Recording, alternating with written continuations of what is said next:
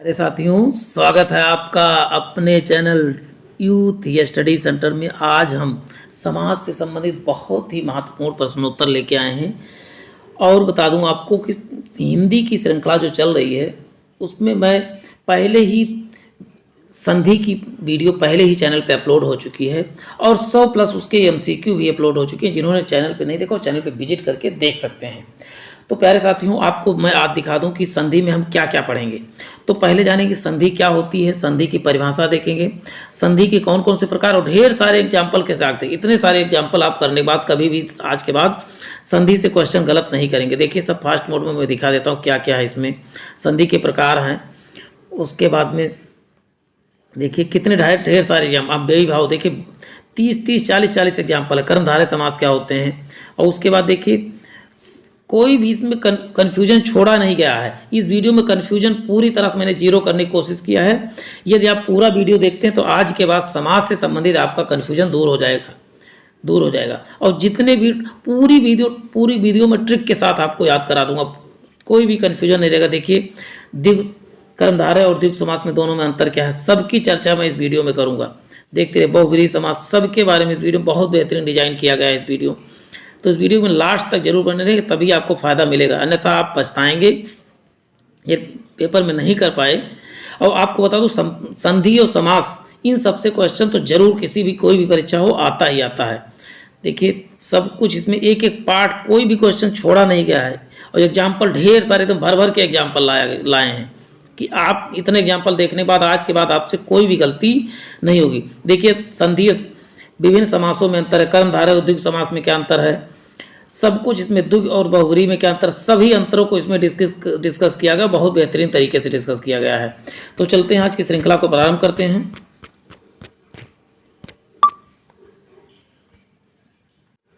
चलते हैं प्यारे साथियों, श्रृंखला का स्टार्ट करते हैं।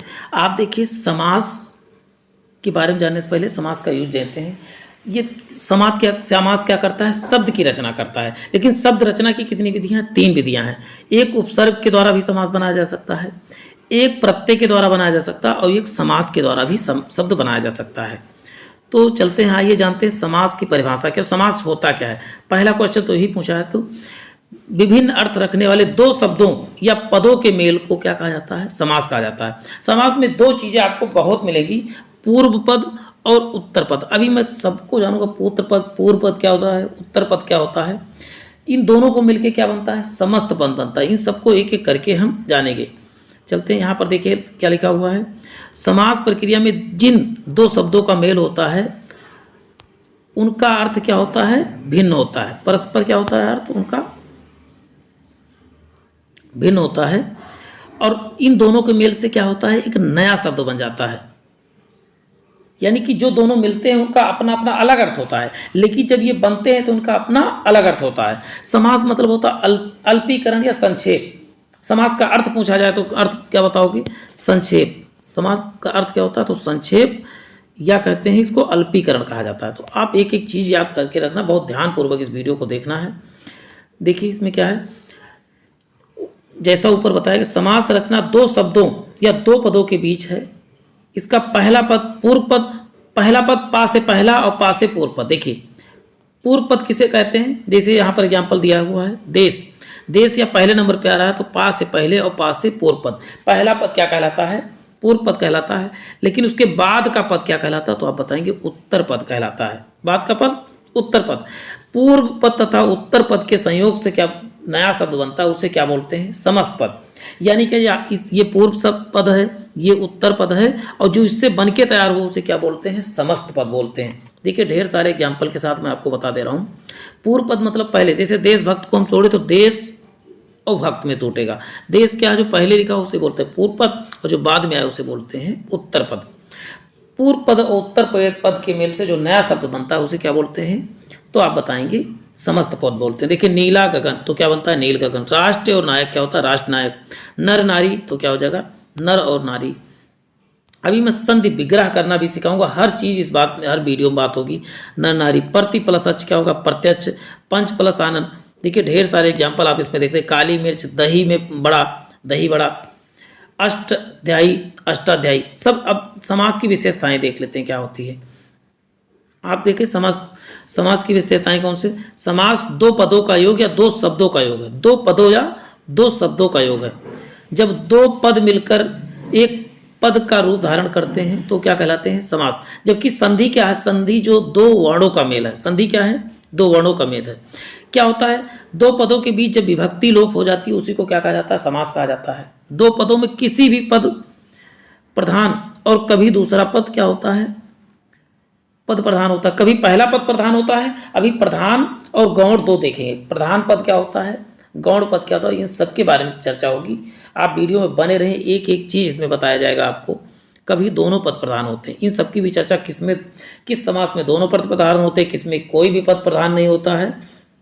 देखिए संस्कृत में समास होने पर संधि अवश्य होती है। देखिए संस्कृत वाले में समास है तो उसमें संधि जरूर होगी, लेकिन हिंदी में ऐसी कोई विधि नहीं है। अब चलते हैं समास विग्रह क्या के बारे में बात कर लेते हैं। देखिए वह समास विग्रह महत्वपूर्ण विषय में अधिकतर परीक्षाओं में, समास विग्रह भी अधिकतर परीक्षाओं में क्या होते हैं, पूछे जाते हैं। इनकी चर्चा ये देखिए एग्जाम्पल के माध्यम से दी गई है। जैसे यहाँ पर देखिए समस्त पद के दोनों पदों को अलग अलग किए जाने की प्रक्रिया क्या कहलाती है, समास विग्रह कहलाती है। पदों को अलग करते समय दोनों पदों के बीच विभक्ति और कारकीय चिन्ह भी जोड़ जाता है। देखिए जब समास किया जाता है तो उसमें क्या होता है, कारक चिन्ह क्या होते हैं, लोप हो जाते हैं। लेकिन जब विग्रह करते हैं तो कारक चिन्ह आ जाते हैं। जैसे देखिए डाक गाड़ी समस्त पद है, इसका विग्रह करेंगे तो क्या होगा, डाक के लिए गाड़ी, क्या है, डाक के लिए। अर्थात दोनों पद के बीच क्या होगा, कारकीय चिन्ह जो लोप हो गया था वो पुनः जो है यथास्थान पर आ जाता है। एग्जाम्पल के तौर पे हम देख लेते हैं, यश प्राप्त, इसका मतलब क्या होगा, यश को प्राप्त। अकाल पीड़ित, अकाल से पीड़ित। असफल, जो सफल ना हो। देखिए जो कारक गायब हो गए थे, लोप हो गए थे, वो सब आ गए जब समास के विग्रह। दोपहर, दो पहरों का समाहार, जैसे 12 बजे क्या होता है, दोपहर। एएम और पीएम के बीच की कड़ी होती है, दोपहरों का समाहार क्या होता है, तो दोपहर। दाल चावल, दाल और चावल। देशवासी, देश का वासी, देशवासी क्या होगा, देश का वासी। पीतांबर, पीला है अंबर, पीला है जो अंबर। दशानंद, दस है आनंद जिसके। तो ये सब क्या है, समास विग्रह के हैं। तो आपको ऐसे विग्रह करना कि दोनों का क्या हो, दोनों शब्द का अर्थ जो है अपने आप में परिपूर्ण हो। देखिए देश का भी अपना अर्थ है, वासी का भी अपना अर्थ है, पीत का भी अपना अर्थ है, अंबर का भी अपना अर्थ है। अर्थपूर्ण शब्दों में ही तोड़ना है आपको। चलते हैं नेक्स्ट देख लेते हैं। अब संधि और समास में अंतर जान लेते हैं। अभी हम एक एक चीज़ें बात करेंगे, पहले हम इन सब चीज़ों को ट्यूटोरियल है इनके बारे में बात कर लेते हैं। अब देखिए यहाँ पर लिखा है, बहुत लोगों को संधि और समास में भेद में क्या होता है, भ्रम होता है। आप सबको भी भ्रम होगा, लेकिन आज के बाद भ्रम खत्म होने वाला है। संधि का संबंध शब्द के दो ध्वनियों के बीच मेल से होता है, यानी दो ध्वनियों या वर्णों के बीच संबंध जहां पर होता है उसे बोलते हैं संधि। जबकि शब्दों के बीच मेल को क्या बोलते हैं, समास। इसमें पहली और दूसरी अथवा दोनों ध्वनियों में परिवर्तन हो जाता है। जबकि समास प्रक्रिया में दो शब्दों को मेल से क्या बनता है, एक नया शब्द बनता है। समास प्रक्रिया के अर्थ की दृष्टि से दो भिन्न शब्द परस्पर मिलते हैं तो क्या करते हैं, नए शब्द की रचना करते हैं। इसी तरह ध्यान रखिए संधि के अंतर्गत किन्हीं दो ध्वनियों के परस्पर मेल से जो बनता है उसे क्या बोलते हैं, दो ध्वनियों के परस्पर मिलती हैं तो उन्हें क्या होते हैं, समास में दो शब्दों का मेल होता है, जबकि संधि में दो ध्वनियों का मेल होता है। चलते हैं, अब पूरी जानकारी आगे स्लाइड में देखिए मिल रही है आपको। देखिए समास के भेद कौन कौन से हैं, तो आपको बता दूं समास के मुख्यतः आप पूछे तो 4 भेद होते हैं, लेकिन अब इनके 6 भेद माने जाते हैं। पहला है द्वंद्व समास, अव्ययी भाव समास, तत्पुरुष समास, बहुब्रीहि समास, कर्मधारय और द्विगु समास। कर्मधारय और द्विगु समास को पहले जो है इसके भेद के रूप में नहीं जाना जाता, लेकिन अब इनको भी भेद के रूप में कंसीडर किया जाता है। अब देखते हैं इनकी चर्चा समास। अब पूरा स्पष्ट जानकारी हम यहाँ पर देखेंगे। द्वंद्व समास क्या होते हैं, द्वंद्व जो होते हैं क्या, द्वंद्व दोनों जब क्या होते हैं, पद जो होते हैं, कोई पद गौण नहीं होता, मतलब क्या होते हैं, दोनों पद प्रधान, दोनों अपने आप में समान अर्थ धारण करते हैं, मतलब किसी को कम नहीं आंका जा सकता है। जैसे भाई भी अपने आप में, भाई और बहन, भाई बहन का क्या है, इक्विवेलेंस है, दोनों एक ही पीढ़ी के हैं। जैसे माता और पिता क्या है, दोनों एक ही पीढ़ी के हैं। तो अब ऐसे रिलेट करके, और इनके बीच हमेशा डैश वाला चिन्ह जरूर लगा रहता है, ये आपको याद रखना है द्वंद्व समास में। जैसे आप देखिए यहाँ पर राम और श्याम, इसमें क्या है, राम और श्याम दोनों क्या है, संज्ञाएं हैं और दोनों को जोड़ा गया है और दोनों समान क्या है, ये भी संज्ञा ये भी संज्ञा जोड़ा गया है। देखिए दाल और चावल, दाल और चावल, तो इसमें क्या है और लगा, जल और थल, माता और पिता, इनके बीच विभक्ति क्या होता है, और लोप होता है, विभक्ति और या का लोप होता है, और या विभक्ति के रूप में या का लोप होता है, वहां पर कौन सा संधि होती तो आप बताएंगे, कौन सा समास होता तो आप बताएंगे द्वंद्व समास। देखो नदी और नाले, दादा और दादी, यहाँ छोटा बड़ा, राधा कृष्ण, राधा और कृष्णा, पूर्व और पश्चिम। देखिए द्वंद्व समास में क्या होता है, द्वंद्व और ऐसे करके 4-5 बार आप कहिए, और या द्वंद्व में किस विभक्ति का, तो और या विभक्ति का लोप होता है, गुण व दोष, गुण और दोष, ऐसे करके देखिए ढेर सारे एग्जाम्पल मैं आपको दिखा देता हूँ। नर्क और स्वर्ग, अन्न तथा जल, अन्न और जल, खट्टा और मीठा, रात और दिन, हार और जीत, पाप तथा पुण्य, इन सबको ऐसे करके आप राजा और रंग, जीवन या मरण। अब देखते लेते हैं अव्ययी भाव समास क्या होता है। अव्ययी भाव समास जिसमें पहला पद क्या हो बेटा, अव्यय हो या अविकारी हो, जिसमें कोई भी किसी के भाई साथ यूज हो, उसमें अव्यय या अविकारी होता है कि वो किसी भी शब्द के साथ जुड़ता है लेकिन उस शब्द में कोई भी परिवर्तन नहीं होता, अव्यय। और इसी में आप कह सकते हो उपसर्ग जुड़ा हो, कह सकते हैं समास के अव्ययी भाव समास कहते हैं। पहला शब्द अविकारी हो, अविकार मतलब वो किसी के साथ जुड़े, उसमें कोई भी परिवर्तन नहीं होता, उसमें कोई भी विकार नहीं होता है।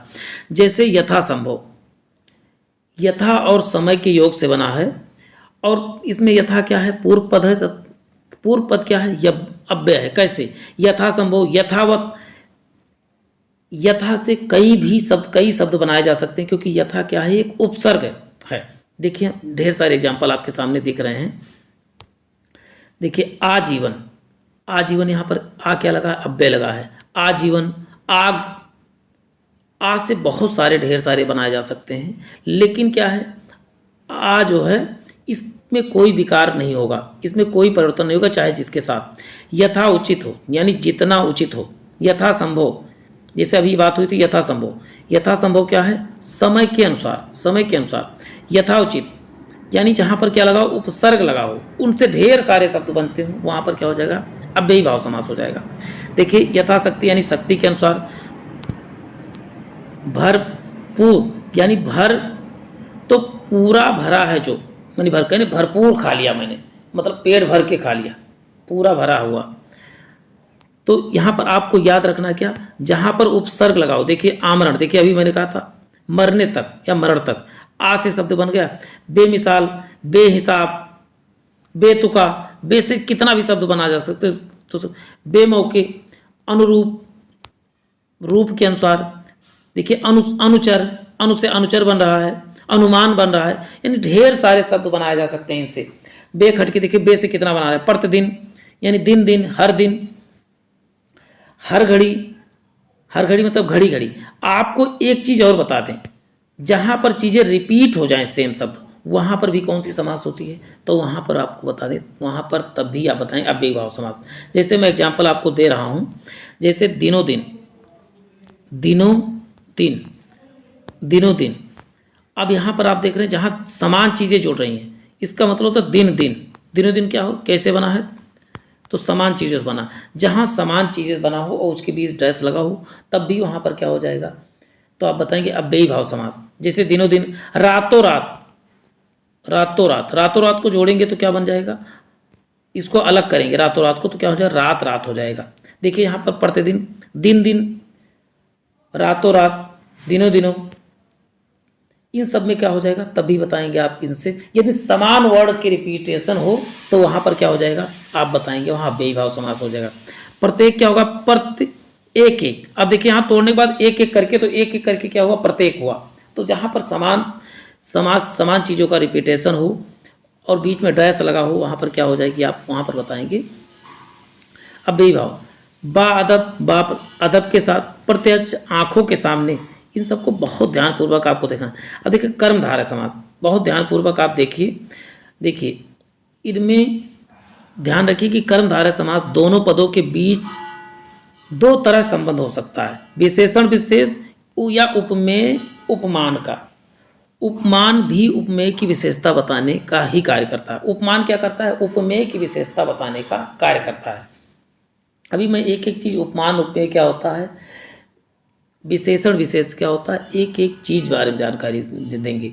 आप देख रहे हैं यहाँ पर ढेर सारे एग्जाम्पल आपको दिख रहे होंगे, अभी 20 से 30 एग्जाम्पल। इस एग्जाम्पल को बार बार आप प्रैक्टिस करेंगे, आपको कभी भूल नहीं पाएंगे आप इसको।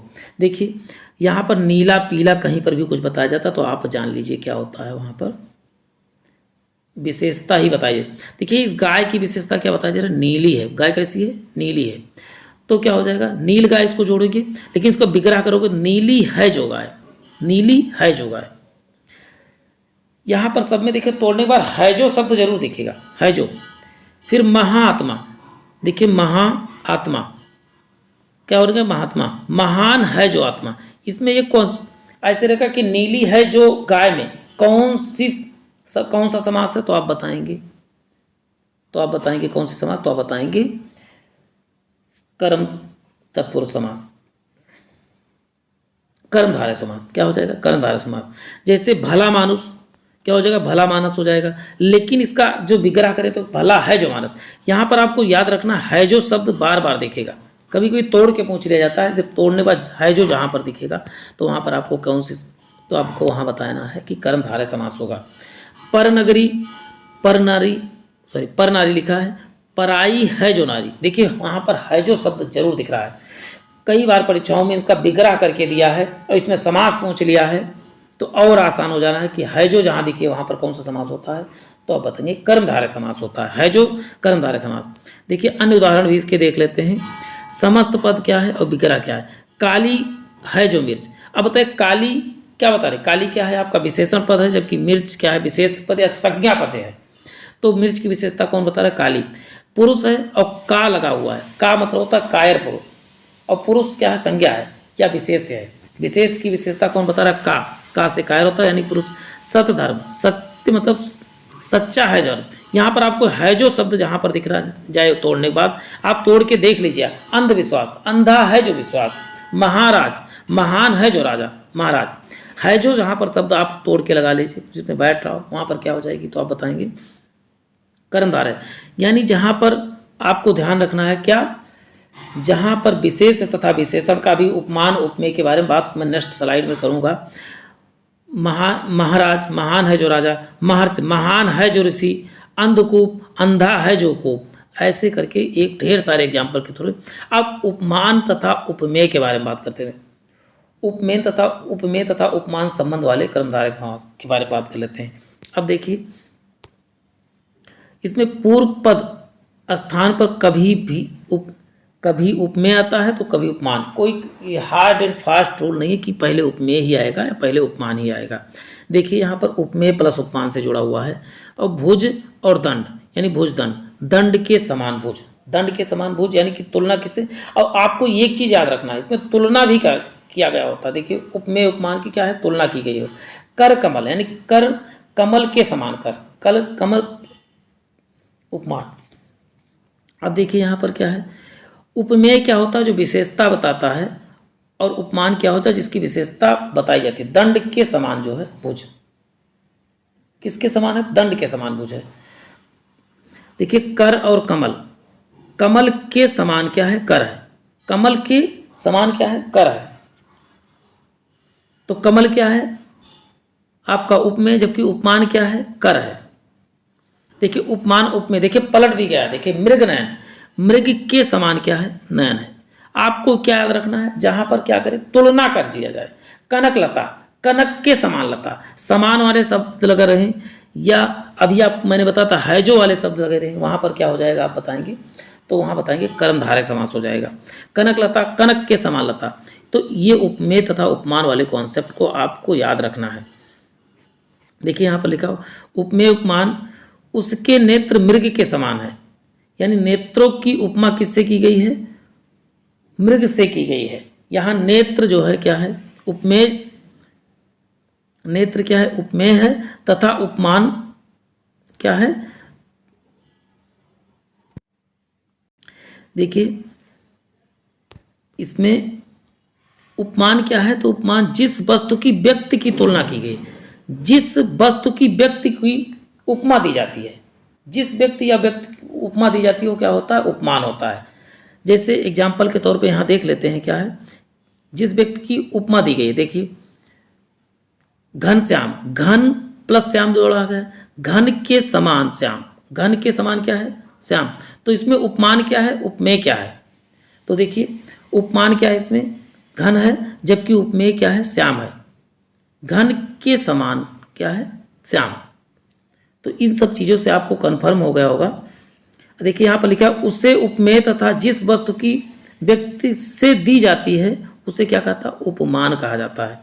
देखिए कई बार इन सब चीज़ों को बताया गया, उसको बहुत ध्यानपूर्वक देखा गया। देखिए आप, कमल नयन, कमल नयन, कमल के समान नयन, कमल के समान क्या है, नयन। इसमें कमल क्या है, उपमान है, जबकि जिससे तुलना की, कमल के समान नयन, जिससे तुलना की जाती है वो क्या होता है, उपमान, और जिसकी तुलना की जाती है वो क्या होता है, उपमेय होता है। बार बार इस चीज़ों को रिपीट कर रहा हूँ। इसमें समान दिया रहे, है जो दिया रहे, वहाँ पर कौन सी समास, तो आप बताएंगे वहाँ पर कर्मधारय हो जाएगा। देखिए बहुत ढेर सारे, संसार सागर है, संसार रूपी सागर, कंचन वर्ण, कंचन के समान वर्ण, देहलता, देह की रूपी लता, चंद्रमुखी, चंद्र के समान मुख वाली स्त्री, मुख चंद्र, मुख रूपी चंद्र, मुख रूपी समान, क्रोधाग्नि, क्रोध के रूपी अग्नि, वचनामृत, वचन के समान अमृत, चरण कमल, चरण के समान कमल, विद्याधन, विद्या रूपी धन। तो बहुत ध्यानपूर्वक इन सब चीज़ों के देखना है। प्राण प्रिय, प्राण के समान प्रिय, ढेर सारे एग्जाम्पल के साथ, इसलिए वीडियो लंबी हो जाएगी, लेकिन वीडियो लंबी भले हो लेकिन आपको बहुत ध्यानपूर्वक देखना है इन सब चीज़ों को। चूँकि द्विगु समास भी तत्पुरुष समास का ही भेद है। द्विगु समास क्या है, तत्पुरुष समास का भेद है। चलते हैं इसको देखते हैं। अतः इसका भी पूर्व पद क्या होता है, पूर्व पद तथा उत्तर पद क्या होते हैं, पूर्व पद गौण होता है तथा उत्तर पद क्या होता है, प्रधान होता है। यानी कि जिस पे ज़्यादा जोर पड़ता है वो प्रधान वाक्य होता है, जिस पे कम जोर पड़ता है वो गौण वाक्य होता है। अभी सबके बारे में, गौण वाक्य क्या होता है, प्रधान वाक्य क्या होता है, सबके बारे में चर्चा होगी। चलते हैं। द्विगु समास तथा कर्मधारय समास में सबसे बड़ा अंतर यह है कि द्विगु समास का पूर्व पद संख्यावाची होता है, जबकि कर्मधारय का पूर्व पद अन्य कोई विशेषण होता है। दोनों में अंतर दिख रहा है। देखिए कर्मधारय में कोई क्या होता है, अन्य पद कोई विशेषण होता है, जबकि यहाँ क्या होता है, आप बताएं। द्विगु समास में क्या होता है, संख्या, संख्या तो होगा ही होगा। द्विगु समास के उत्तर पद किसी समूह का बोध कराता है। यदि विग्रह करते समय उत्तर पद के साथ समूह या समाहार शब्द, देखिए समूह या समाहार का प्रयोग नहीं हुआ है तो पूर्व पद संख्यावाची होते हुए भी कर्मधारय समास होगा। देखिए समूह या समाहार होगा, समूह या समाहार होगा तभी आपका क्या होगा, द्विगु समास होगा। यदि समूह और समासार इनको तोड़ने पर नहीं आ रहा है, इसका मतलब क्या होगा, कर्मधारय समास। अभी देखिए दोनों को हम तुलनात्मक अध्ययन करेंगे। देखिए पंचतंत्र, पांच है तंत्र, जो हमने बताया था कर्मधारय में जो है जो शब्द लगा हो तो वहां पर क्या समान लगा हो, वहां पर क्या हो जाएगा, कर्मधारय समास। लेकिन जहां पर समाहार या समूह लगा हो वहां पर क्या हो जाएगा, देखिए दोनों में कंफ्यूजन दोनों करना है।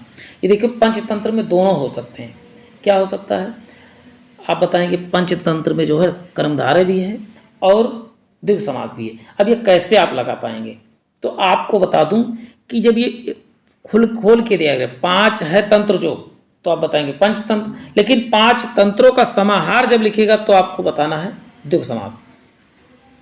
देखिए अष्टसिद्धि, अष्ट सिद्धि, 8 सिद्धियां हैं जो, यानी 8 सिद्धियों का समाहार है जिसमें, ये क्या हो जाएगा, समाहार या समूह जब कहेगा तो आप बताएंगे द्विगु समास। जबकि है जो शब्द जहां लगा रहेगा, देखिए बार बार है जो दिख रहा है, इसको आपको सबको लिख के, ये केवल जुगाड़ लिख लेना कापी में, एक आधे पन्ने में सब कुछ आपका कंप्लीट कर लेंगे। चवन्नी, 4 आने हैं जो, चवन्नी हो जाएगा। लेकिन समाहार जब भी कहेगा, समाहार या समूह कहेगा, वहां पर द्विगु समास हो जाएगा। बहुत अब कैसे याद करेंगे, द्विगु में 2 हो, संख्या जरूर होगी। आपको बहुत जुगाड़ से याद करा देता हूँ। देखिए बिहार या भोजपुरी में क्या कहते हैं, 1 गो 2 गो, मतलब क्या है, संख्या। 2 गो, 3 गो, 4 गो। देखिए 2 गो 4 दो, 2 गो ये सब रहता है। ये क्या है, संख्या बताता है। और दुग्ध में भी क्या है, पहला जो प्रथम पद क्या होता है, तो आप बताएंगे संख्या ही होता है। चलते हैं नेक्स्ट देख लेते हैं।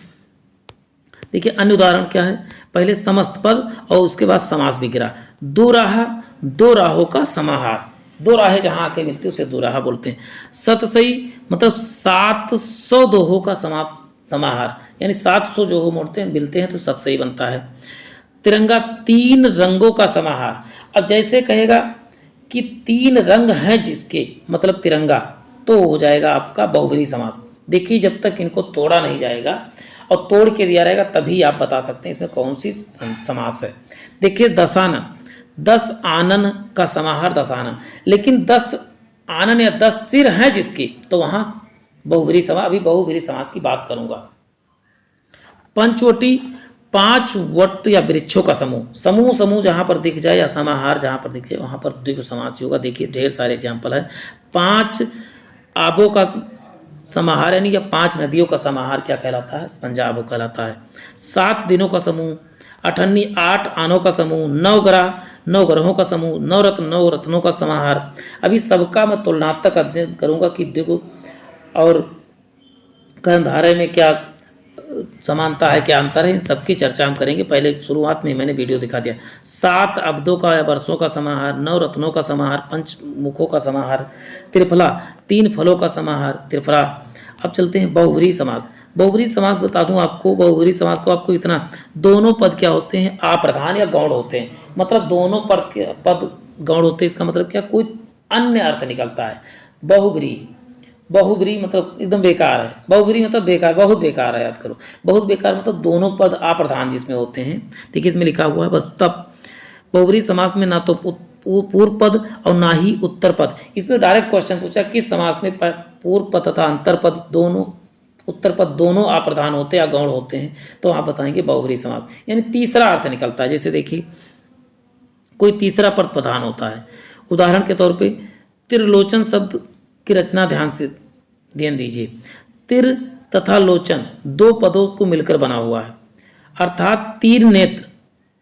यदि इस शब्द का यही विग्रह किया जाए तो तीन क्या हो जाएगा, विशेषण है, जबकि विशेष क्या है, लोचन है। तो होने के कारण ये क्या है, कर्मधारय समास है। 3 नेत्र हैं जो,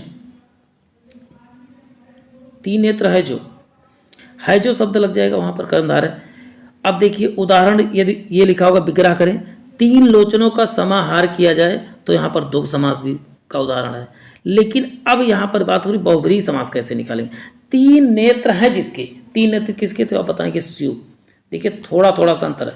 3 नेत्र हैं जिसके जब लिखा रहेगा तो इसका मतलब उत्तर हो जाएगा महादेव हो जाएगा। देखिए तीनों में अंतर है। अब देखिए 3 नेत्र हैं जो, जब है जो लगा तो क्या होगा, कर्मधारय समास हो जाएगा।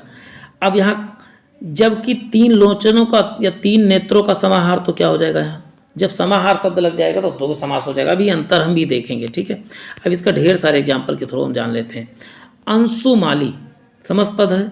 अंशु यानी किरणें की मालाएं हैं जिसकी, जिसकी यानी सूर्य। देखिए जिसकी या जिसके लगा हो। देखिए इसमें देखिए ये आपको ध्यान देगा, जिसके या जिसकी, जिसने, जिसको, यानी जिसके, ये लगना ही जरूर, इंडिकेट जरूर करना है। 4 पाई, 4 पाई है जिसकी, इसका मतलब क्या बोलते हैं, पलंग को 4 पाई ही बोलते हैं। तिरंगा 3 रंग हैं जिसके, मतलब भारतीय राष्ट्रध्वज। तिरंगा में आपको बता दूं कि इसमें द्विगु समास भी है। 3 रंगों वाला, 3 रंगों वाला क्या होगा, तिरंगा। और वैसे भारतीय ध्वज को इसको इंडिकेट करता है। विषधर, विष को धारण किया जिसने, यानी शिव। षडानन 6 आनन है जिसके, यानी कार्तिकीय। आनन मतलब मुख होता है, 6 मुख है जिनकी, उन्हें क्या बोलते हैं, कार्तिकेय। दशानन 10 मुख है जिसके। देखिए जिसके, जिसके, जिसने, जिसका लगा हुआ है। घन श्याम, घन के समान मुख है जिसका, घन के समान, घन के समान श्याम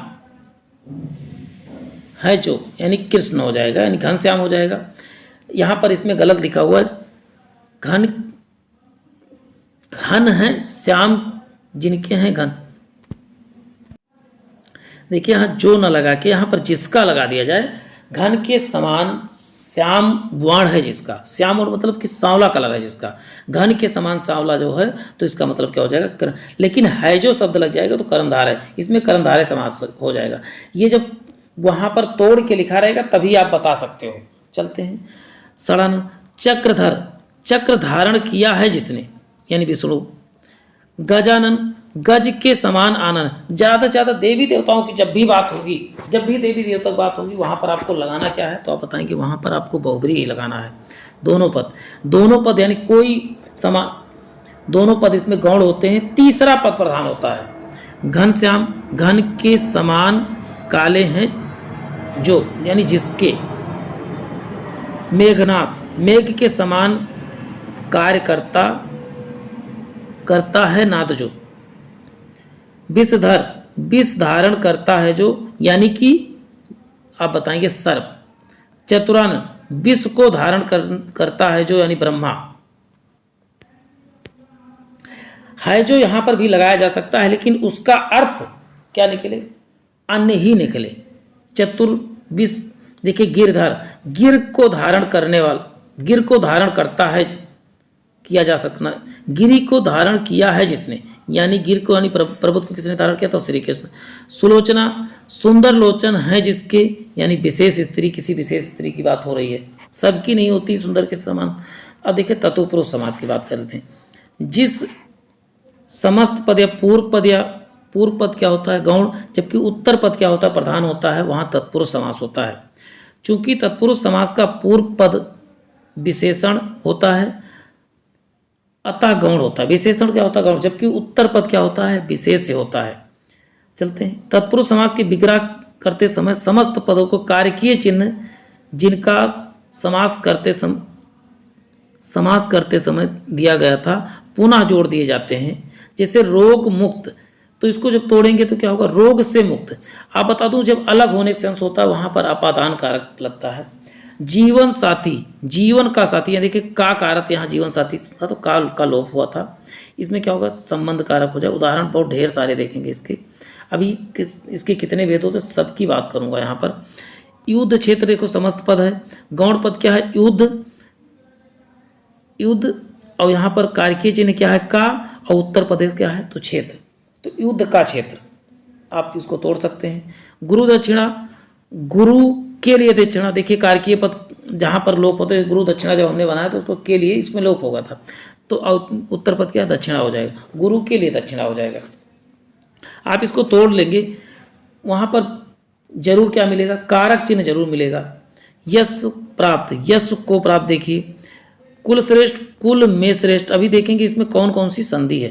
तत्पुरुष समाज की रचना कैसे कैसे की जाती है, देखिए तत्पुरुष समास की रचना तीन तरह से हो सकती है। संज्ञा के मेल से, देखिए राजा का पुत्र क्या हो जाएगा संज्ञा के साथ। उद्योगपति, उद्योग का पति, उद्योगपति कैसे बना उद्योग का पति बना। सिर दर्द, सिर का दर्द, यानी संज्ञा देखिए सिर भी है और दर्द दोनों भी संज्ञा है। दर्द क्या है भाववाचक संज्ञा है। संज्ञा और विशेषण के मेल से देखिए धर्म से भ्रष्ट, भ्रष्ट क्या है आपका पहला क्या है धर्म क्या है संज्ञा, जबकि भ्रष्ट क्या है विशेषण है। पथ से भ्रष्ट, भ्रष्ट क्या है विशेषण, संज्ञा और विशेषण से भी बनाया जा सकता है। चलते हैं नेक्स्ट देख लेते हैं।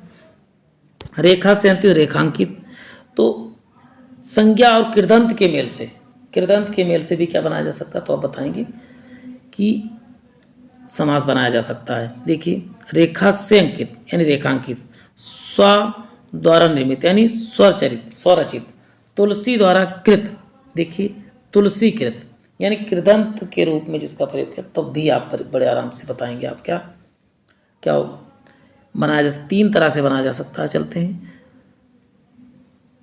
देखिए तत्पुरुष समास में हमने कहा कि पूर्व पद क्या होता है गौण होता है या विशेषण होता है, जबकि उत्तर पद क्या होता है तो आप बताएंगे उत्तर पद प्रधान होता है।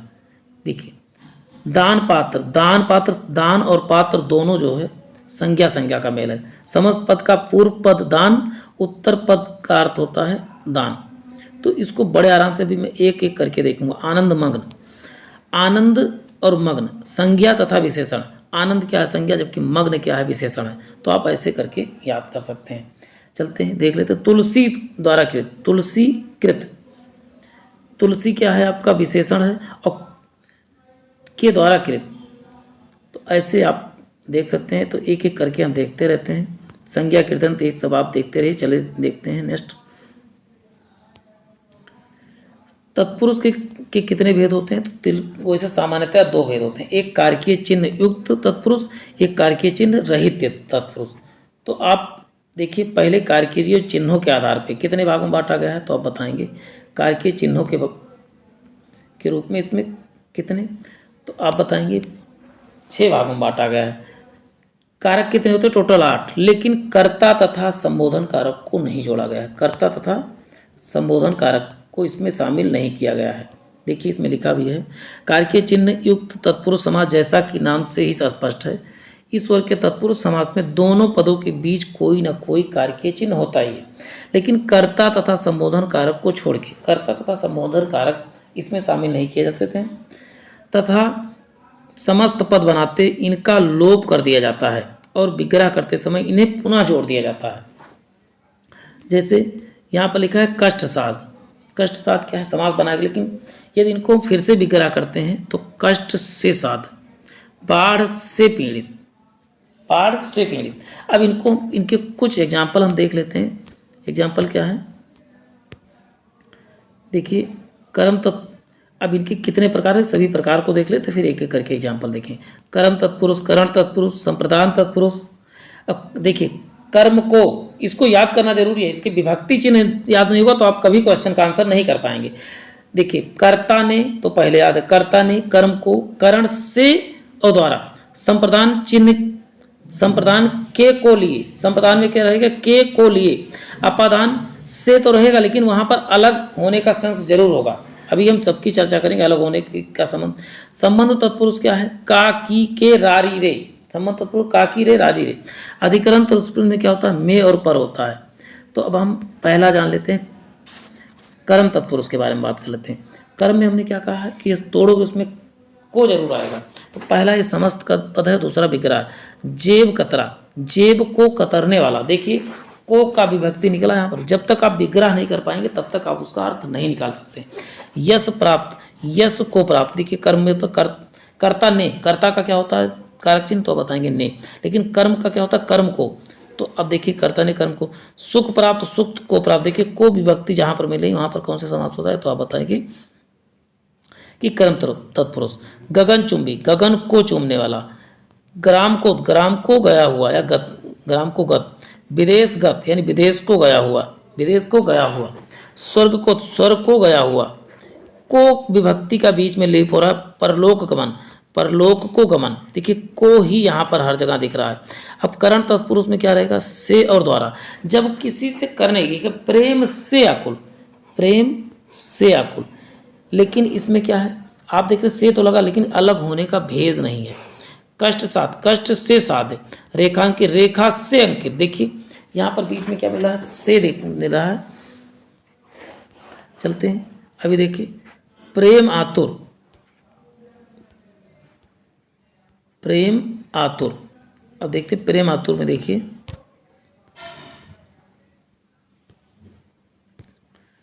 प्रेम आतुर, प्रेम से आतुर क्या हो जाएगा?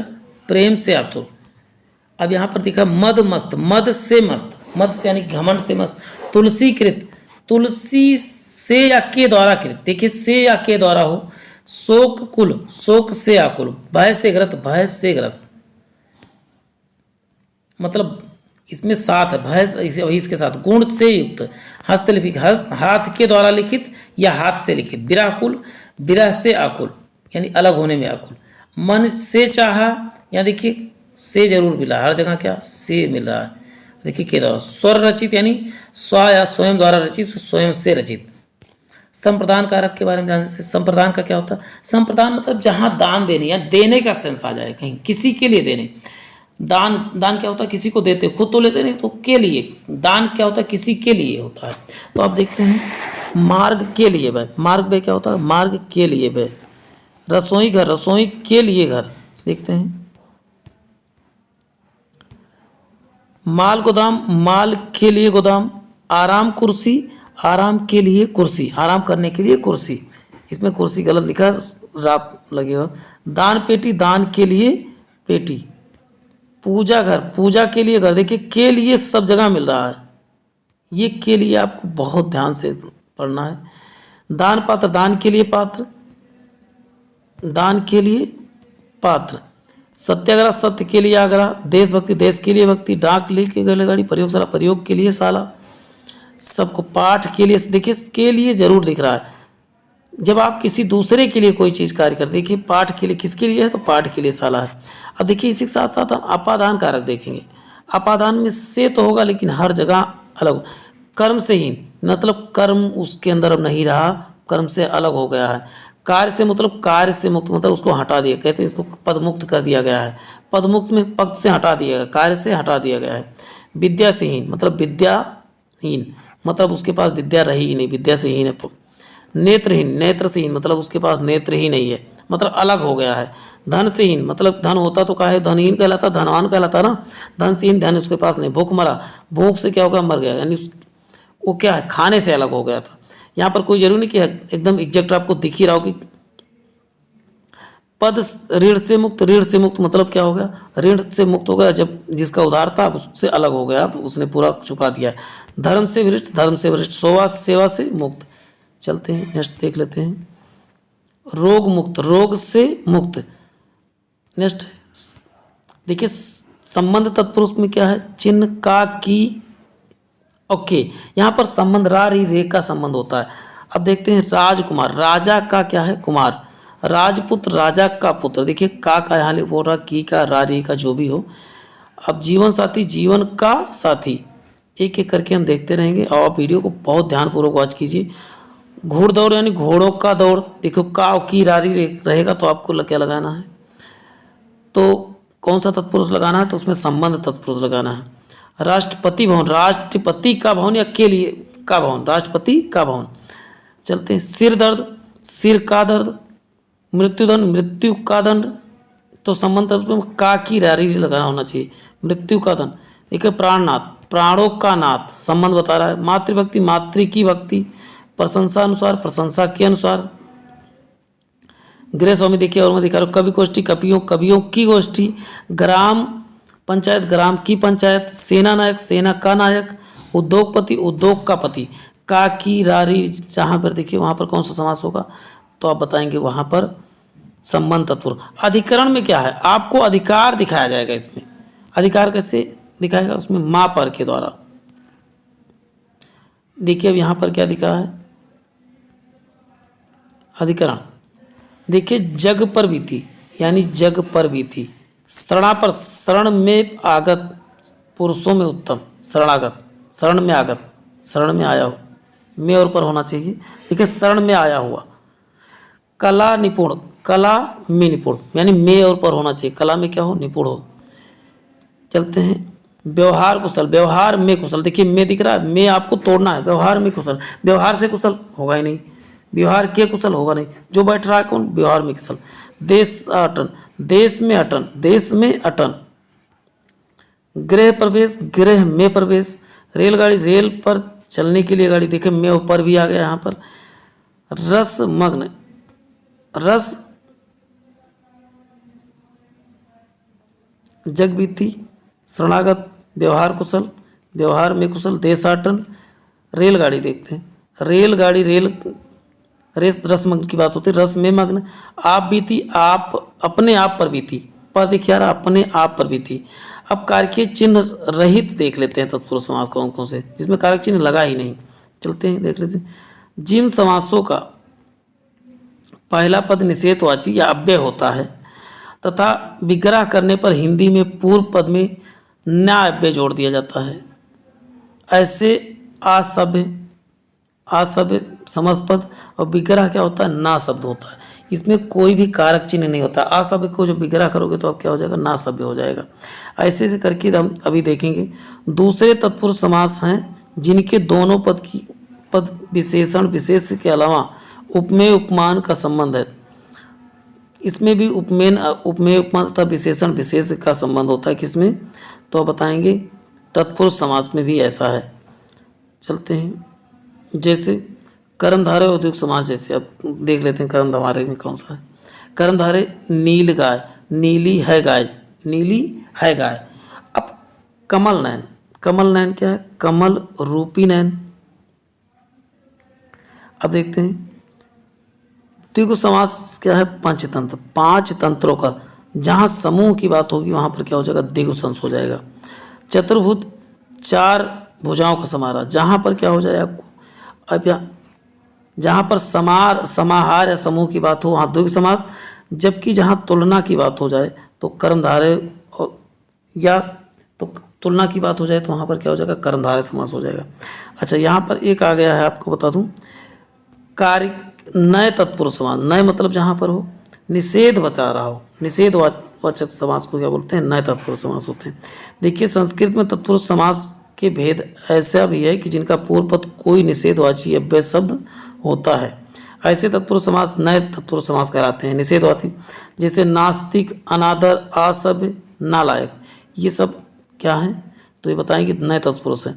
कैसे पहचानेंगे, आ लगा हो, ना लगा हो, सन लगा हो, मतलब आपको उसको लगना कि उल्ट क्या लगा हो, नकारात्मक का भाव देखना है। जैसे वैसे निद्रा होता है तो इसका अनिद्रा मतलब नींद ना आने की। लायक होता है, लायक में नालायक होता है, नालायक, योग्य उल्टा योग, ना फरत, ना सफल, ना आदर, अनादर होता है। देखिए असत्य क्या होता है, ना सत्य, अयोग क्या होता है, ना योग, अनपढ़ क्या होता है, ना पढ़ा, अनिच्छा क्या होता है, ना इच्छा, असंभव का ना संभव। देखिए सब में कोई भी कारक नहीं दिख रहा है, केवल उनको तोड़ने में ना और पढ़ा में तोड़ा जा रहा है। तो ऐसे भी चीज में हो तो वो भी क्या होता है, आप बताएंगे नए तत्पुरुष होता है। क्या आप बताएंगे, कौन सा तत्पुरुष, तो आप बताएंगे नए तत्पुरुष, नए तत्पुरुष, तत्पुरुष। चलते हैं नेक्स्ट देख लेते हैं, अनपढ़, ना पढ़ा, अनिच्छा, आधर्म, ना धर्म, अनाथ, अनहोनी, ना होनी। तोड़ने पर देखिए ना में ही तोड़ रहा, अनहोनी, ना होनी, ना पठित, ना सफल, ना मर, अमर, ना उदार। देखिए ना आप में सब में दिख रहा है। इसमें बड़े ट्रिक के माध्यम बहुत आसानी से आप याद कर सकते हैं। चलते हैं नेक्स्ट देख लेते हैं, विभिन्न समासों में अंतर हम देख लेते हैं। देखिए पहला है कर्मधारय समास में पूर्व पद संख्यावाची विशेषण अथवा कोई भी विशेषण हो, पहले पद में क्या हो, संख्यावाची विशेषण हो या कोई भी विशेषण हो। पूर्व पद पड़ा है गुणवाचक विशेषण हो, क्या हो, गुणवाचक हो। दूसरा देखिए विग्रह करते समय उत्तर पद के साथ समूह या समाहार शब्द जोड़ दिया का प्रयोग, समूह या समाहार का प्रयोग किसमें नहीं करते, तो आप बताएंगे कर्णधारय। लेकिन द्विगु संघ में क्या होता है, समाहार तथा समूह की चर्चा की जाती है। पूर्व पद क्या होता है, संख्यावाची विशेषण होता है। पूर्व पद संख्यावाची ही होता है, पूर्व पद क्या होता है, संख्यावाची ही होता है। कुछ अपवाद है, उनकी भी चर्चा अभी मैं करूंगा। बहुत ध्यानपूर्वक इस पूरी स्लाइड को पढ़ेंगे तभी आपको फायदा मिलेगा, अन्यथा भटकते रह जाएंगे। अब देखिए, अब दोनों को देखिए, यहाँ पर तुलना भी की गई। त्रिलोचक तीन नेत्र हो गए, विग्रह क्या है, तीन नेत्र। तो अब इसमें क्या होगा, तीन नेत्र हैं जो तो है तो क्या हो जाएगा, कर्मधारय हो जाएगा। लेकिन तीन नेत्रों का समाहार जब जोड़ेगा तो क्या हो जाएगा, द्विगु समास हो जाएगा। चार भुजाएं वाला तो क्या हो जाएगा, चार भुजाएं हैं जो, तो क्या होता है, चार भुजाओं का समाहार होगा। जहाँ समाहार शब्द दिखे वहाँ दो द्विगु हो जाएगा। है जो शब्द जहाँ दिखे वहाँ पर देखिए, चौराहे चार राहें हैं जो, तो क्या हो जाएगा, चौराहा। चार राहों का समाहार या समूह जब कह देगा तो हो जाएगा द्विगु समास। ऐसे ऐसे द्विगु और बहुव्रीहि में अंतर देख लेते हैं। द्विगु तथा बहुव्रीहि के देख लेते हैं।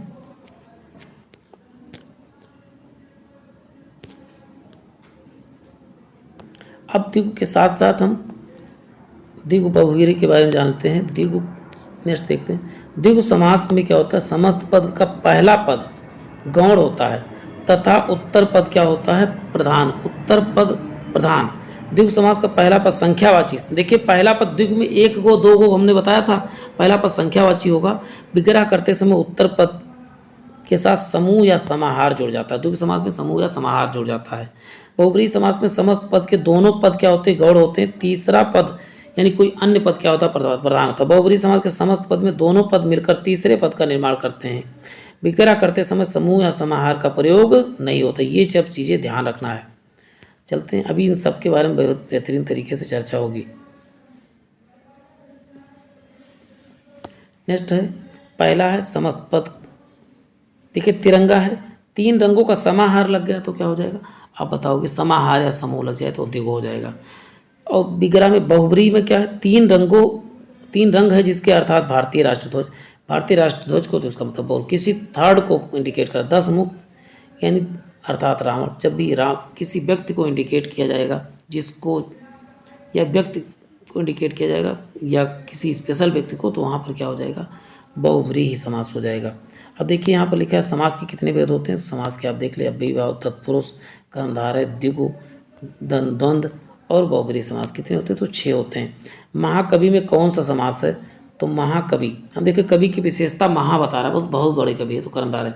समास में कितने पद होते हैं, तो 2 उत्तर पद तथा पूर्व पद होते हैं। तो एक एक शब्द में कौन सा, एक हमने कहा था जहाँ पर भी समान वर्ड आए तो वहाँ पर क्या हो जाएगा बच्चों, वहाँ पर हो जाएगा आपका कर्मधार, वहाँ पर अव्ययीभाव समास हो जाएगा।